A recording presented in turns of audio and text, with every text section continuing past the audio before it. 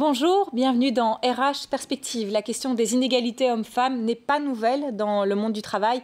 Avec la pandémie de Covid, les écarts s'accentuent encore. Nous allons aborder les principales difficultés rencontrées par les femmes sur le marché du travail et tenter d'apporter des pistes de solutions avec nos deux invités. Karina Volkheimer, bonjour, vous êtes manager RH chez Stepstone.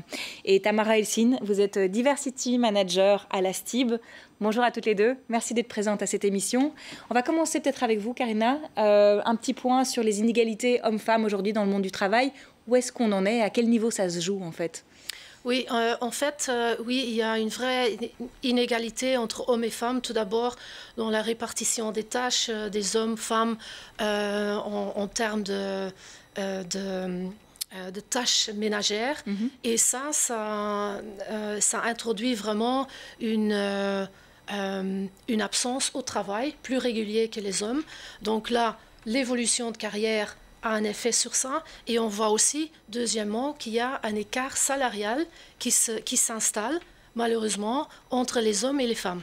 D'accord. Ça veut dire qu'il y aurait des carrières qui sont non linéaires pour les femmes, soit parce qu'elles ont des enfants, soit parce qu'elles ont des charges familiales plus élevées. Ça pose des problèmes aux managers? Oui. Je pense que ça commence à changer, mais c'est toujours encore un problème, évidemment, parce qu'on demande toujours pour des personnes qui vont évoluer dans leur carrière un investissement supplémentaire qui est parfois très difficile si on a encore des tâches ménagères ou des absences vu qu'on a des responsabilités à la maison. D'accord. Et où est-ce qu'on en est finalement au niveau de l'écart salarial? Est-ce qu'on peut encore parler aujourd'hui d'un écart salarial entre les hommes et les femmes? Je pense que moi j'ai vu, il y a eu des écarts salariales, mais ça commence à s'effacer. Je pense que parce qu'on a dans les sociétés maintenant, la plupart des sociétés, on a maintenant des processus équitables pour hommes et femmes en termes d'évolution de salaire et on regarde quand même vraiment les compétences pour identifier si les personnes, pour les augmenter au mérite, etc. D'accord. Alors, Tamara, vous voulez peut-être en rajouter un point par rapport à ça, de manière générale, mais aussi à la STIB concrètement. Quelles sont les problématiques finalement que rencontrent les femmes? Bon, l'écart salarial, ça ne pose pas de problème chez nous, vu qu'on travaille avec des barèmes très forts. À l'autre côté, on n'a quand même pas assez de femmes à la STIB. On est maintenant à 11,2%, donc ce n'est pas beaucoup. Et on voit surtout au niveau des ouvriers qu'il nous manque des femmes. Donc la conduite, donc les chauffeurs-conducteurs, mais aussi les ouvriers techniques, c'est difficile à attirer des femmes à la STIB. Et ça, c'est un de nos plus grands problèmes. Donc une des problématiques finalement, c'est de ne pas attirer assez de femmes. Donc c'est des secteurs qui restent essentiellement masculins. Il y a beaucoup de secteurs comme ça qui restent essentiellement masculins. Karina? Oui, tout à fait. Et on le voit notamment aussi chez nous, chez Stepstone, où on a une majorité d'employés qui sont dans le IT. Et c'est vrai que c'est déjà difficile d'attirer ces profils-là, mais c'est d'autant plus difficile de trouver des femmes.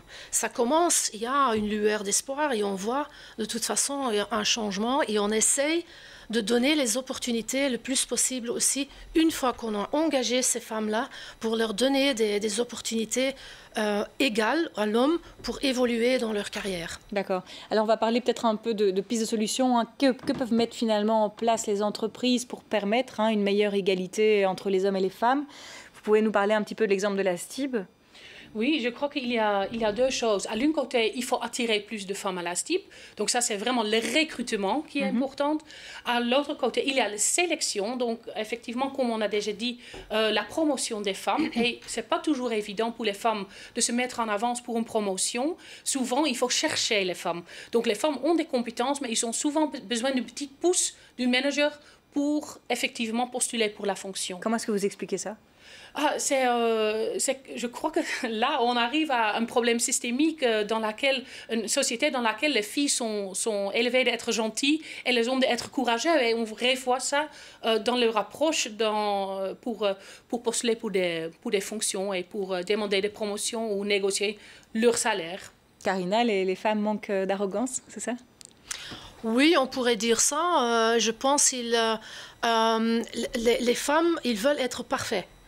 On a été éduqués comme ça pour être parfait et on veut être parfait avant qu'on pense qu'on est assez bon pour se mettre en avant pour une nouvelle opportunité. Alors on parlait aussi donc des charges familiales aussi, du fait d'avoir des enfants, de carrières finalement qui sont non linéaires. Qu'est-ce qu'on pourrait apporter finalement au sein d'une entreprise comme solution pour résoudre en fait ces problèmes-là, ces inégalités-là? Oui. Oui, la société, comme vous avez dit, il peut faire beaucoup de choses, mais évidemment, on ne peut pas résoudre tous les problèmes.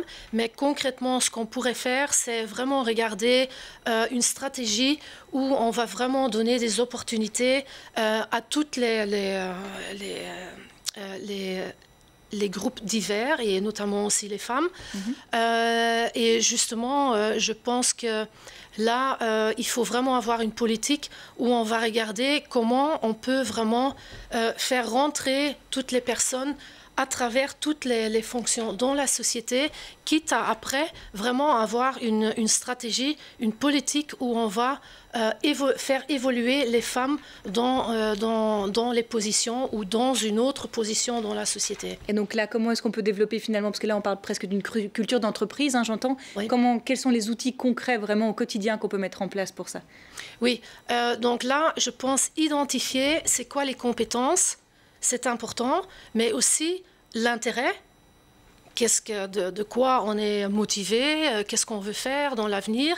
Et là, concrètement, proposer des formations, des coachings, etc. aux femmes pour qu'ils puissent s'évoluer. Et là, le rôle du manager est très important parce que c'est lui qui peut vraiment ouvrir cette piste et encourager les femmes. Très bien. Tamara, vous avez aussi quelques exemples à donner, finalement, des pistes de solutions concrètes pour aider à résoudre les inégalités entre les hommes et les femmes pour un département ressources humaines, pour une entreprise? Oui, je crois que aussi les procédures de recrutement sont très importantes. Donc, est-ce qu'il n'y a pas de biais inconscients, par exemple, dans les têtes des recruteurs? Est-ce qu'on traite tout le monde vraiment dans la même façon? À l'autre côté, est-ce que, par exemple, les vacatures ne sont pas très focalisées sur des ambitions masculines? Est-ce qu'ils montrent Est-ce qu'il y a une bonne balance entre les mots utilisés qui attirent des femmes et qui attirent des hommes, par exemple? Donc là, pour le recrutement, c'est très important. Et effectivement, on parle de ce cycle RH de recrutement, sélection, promotion, mais aussi rétention. Et donc, à ce côté de rétention, c'est très important que l'entreprise offre une sécurité physique et psychologique à tout le monde et surtout aux femmes. J'entends que c'est un vaste débat, mais on arrive déjà à la fin de cette émission.